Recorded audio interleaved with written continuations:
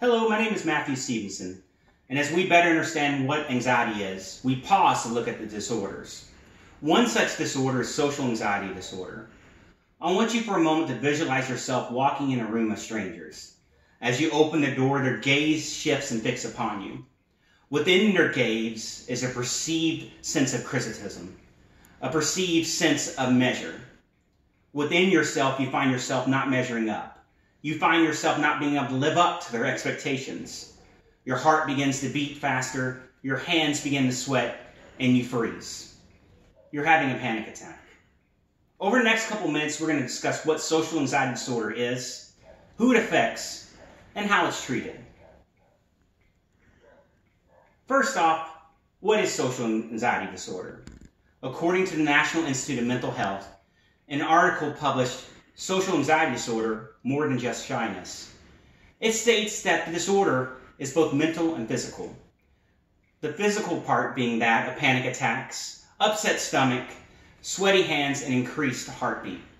And then the mental, a perceived notion that others are scrutinizing you, and a heightened awareness to others' expectations, ultimately leading to depression, anxiety, and avoiding society altogether.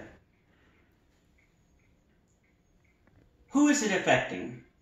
According to a study done in 2019 by Canadian doctors Chapeline, Carrel, Fournier, Dubois, and Robinal, done within the University of Vancouver at their 6 clinics, 36,000 people were surveyed.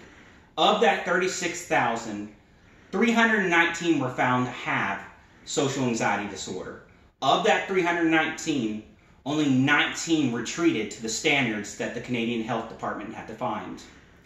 So as you can see, it's sometimes difficult to even be recognized with social anxiety disorder, being of 1 in 10 chance. And even after being diagnosed, you don't always receive adequate treatment.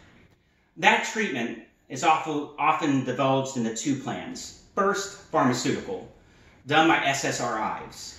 The most common serotonin inhibitors are Zoloft and Lexapro. These drugs allow you to have a better balance and a better cap over the dopamine in your body. Second is that of behavioral therapy. Therapists sometimes pull you aside and help develop coping mechanisms. These coping mechanisms, when added with the pharmaceutical products, create an overall healthy person. In conclusion, we looked at what social anxiety disorder is, a condition that affects both the body and mind. We looked at the difficulties being diagnosed of it, with a 1 in 10 person or a 10% chance. And finally, we looked at with the hopefulness that you would overcome it and an improved quality of life. Thank you. Juliana will be following up now with the second disorder of anxiety.